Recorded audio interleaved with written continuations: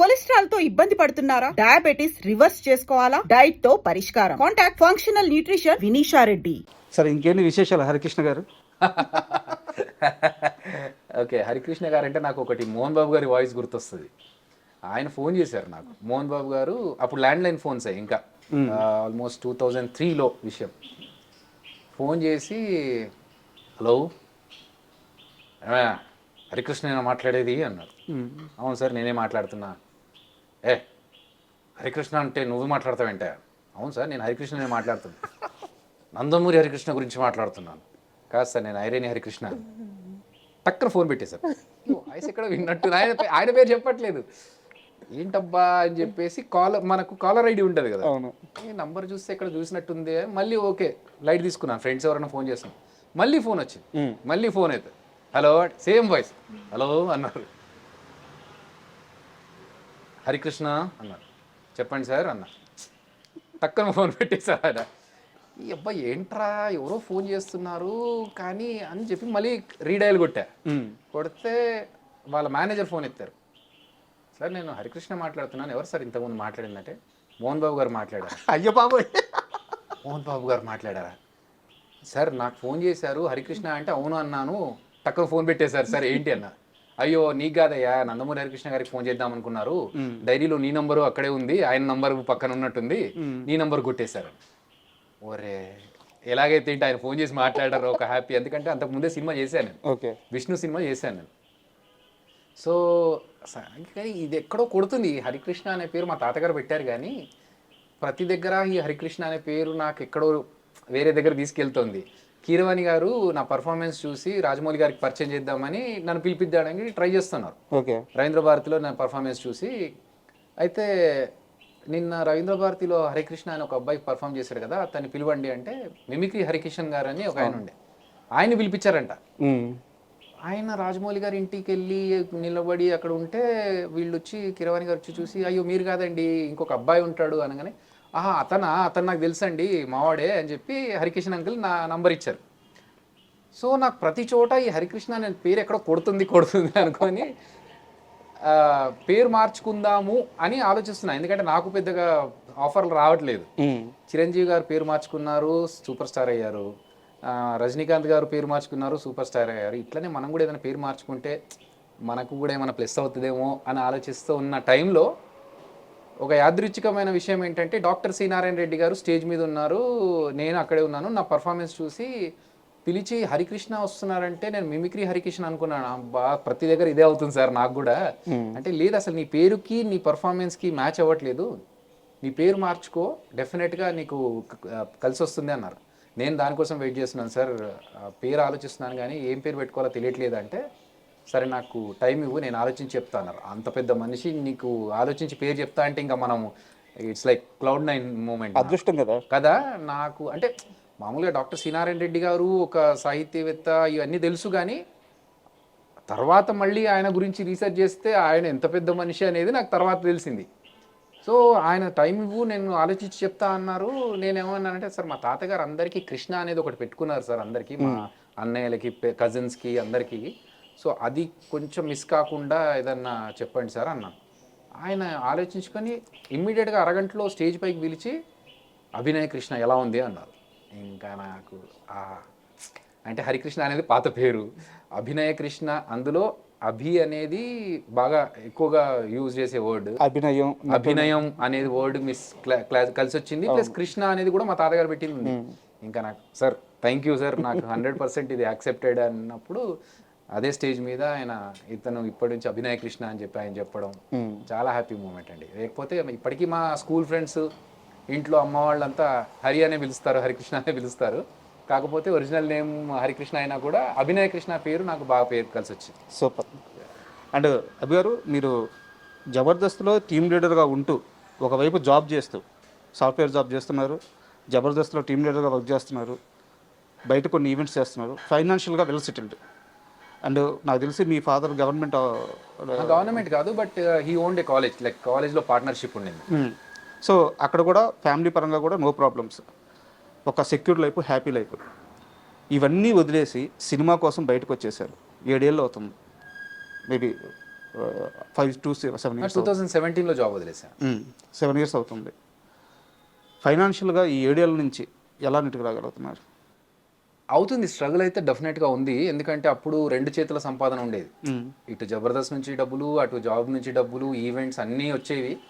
అప్పుడు ఏంటంటే ఒక సిచ్యువేషన్లో ఒక ఫ్రెండ్ ఫోన్ చేసి, అంటే ఫ్రెండ్ అంటే మరీ బెస్ట్ ఫ్రెండ్ కూడా ఏం కాదు, మామూలుగా కలిసిన ఒక 3-4 సార్లు కలిసిన ఫ్రెండ్ తన సినిమా ఏదో ఇబ్బందుల్లో ఉంది, నాకు అర్జెంటుగా ₹1,00,000 కావాలంటే ఏమాత్రం ఆలోచించకుండా టక్కున ట్రాన్స్ఫర్ చేసేంత పెద్ద స్టేజ్లో ₹1,00,000 ఇమీడియట్గా కొట్టేయగలిగి, ఆలోచించకుండా నెక్స్ట్ సెకండ్ ఆలోచించకుండా ₹1,00,000 ట్రాన్స్ఫర్ చేసే అంత స్టేజ్లో ఉండేవాడిని. 2017లో జాబ్ వదిలేసా. తర్వాత 2021లో జబర్దస్త్ వదిలేసా. సో 2 సైడ్ల నుంచి ఇన్కమ్ జీరో.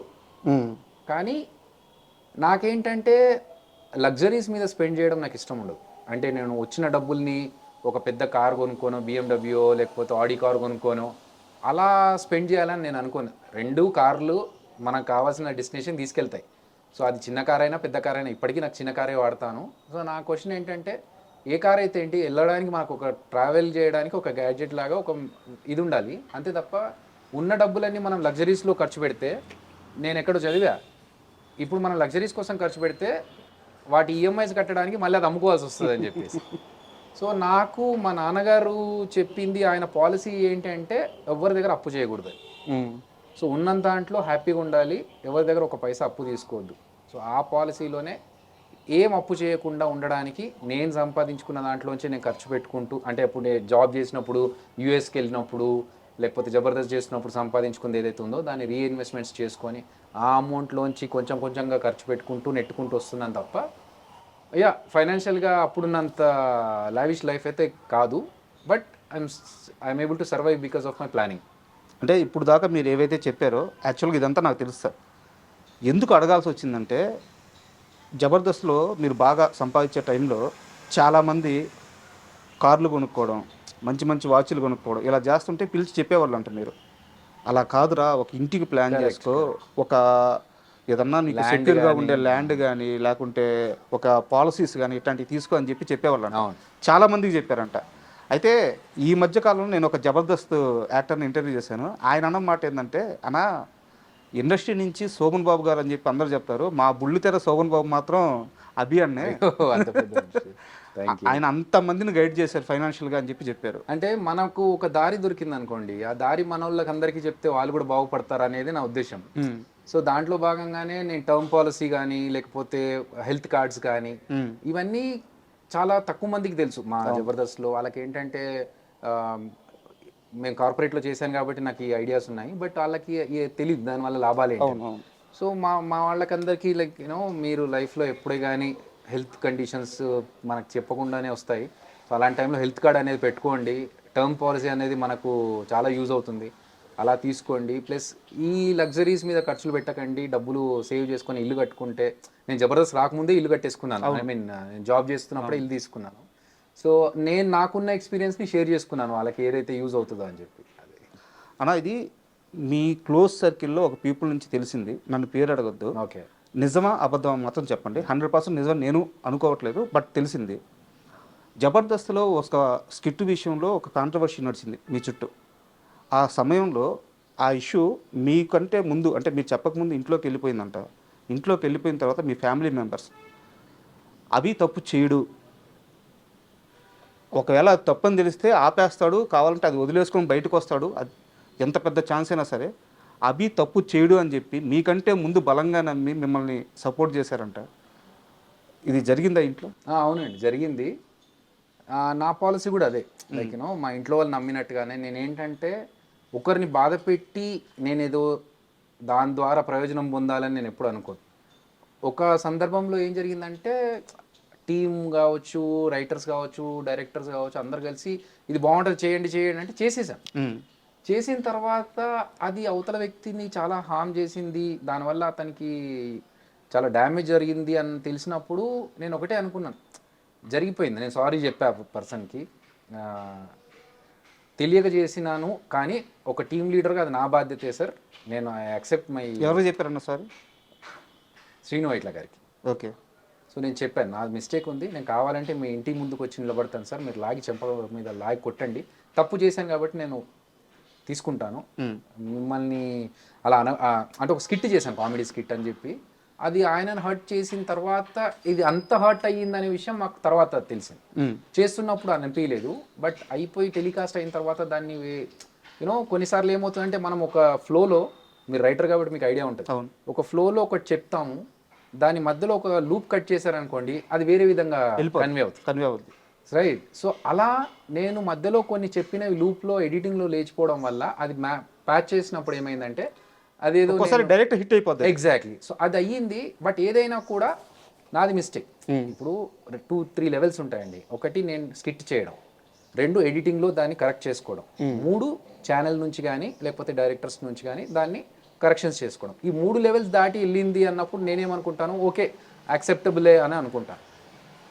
కానీ అది నిజంగా ఆయనని హర్ట్ చేసిన విషయం నాకు చాలా బాధ అనిపించింది. అలా చేయొద్దు, ఎందుకంటే నేను అప్పటికే ఆయన సినిమాలు ఒక్కొక్కటి 3-3 సార్లు చూసిన అంత పెద్ద ఫ్యాన్ని నేను. వెంకీ సినిమా కావచ్చు ఇవన్నీ.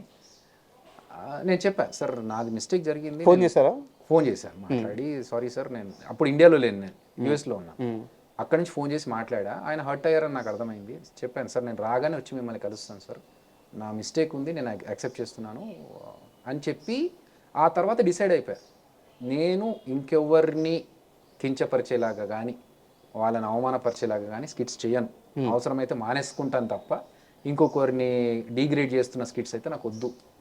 అది పేలకపోయినా పర్లేదు, ఓకే, ఉన్నంతలో హ్యాపీగా చేసుకుంటూ వెళ్ళిపోతాను. వద్దు అన్న రోజు ఆపేసుకుంటాను, కానీ ఇంకొకరిని మాత్రం ఇన్సల్ట్ చేయడం కానీ కించపరచడం కానీ చేయొద్దని ఫిక్స్ అయిపోయింది. అదే ఆ టైంలో ఇంట్లో చాలా బలంగా నిలబడ్డారంట మీకోసం. వాళ్ళు అంటే నేను ఎప్పుడు ఎవరిని ఏం అనను, అలాంటిది ఇలాంటి వచ్చినప్పుడు అలా మా వాళ్ళు అలా ఉండదేమో, వాడు అలా కాదే అని చెప్పేసి మా వాళ్ళు సపోర్ట్ చేశారు. Yeah, that was a strong support. And for more videos, please subscribe to iDream. Please subscribe to iDream. Please subscribe iDream. And please subscribe to iDream. For more videos, subscribe to iDream. please like, share and subscribe to the channel. Congratulations, iDream. Subscribe to iDream. Subscribe to iDream. So subscribe to iDream Media. iDream ki iDream team andarki huge congratulations. Please subscribe iDream Media. Please subscribe to iDream. Subscribe iDream. Please subscribe to iDream. iDream అంటే నా కళల ఛానల్ను subscribe చేసుకున్న నోరు తిరుగుతలేదు, మీరైతే గంట గుర్తు కొట్టండి. For more such videos, please subscribe to iDream. Subscribe to iDream. Please subscribe to iDream. Please subscribe iDream Media. Please do subscribe to iDream. Please subscribe to iDream Media. For best entertainment and information, please subscribe iDream. And don't forget to subscribe to iDream.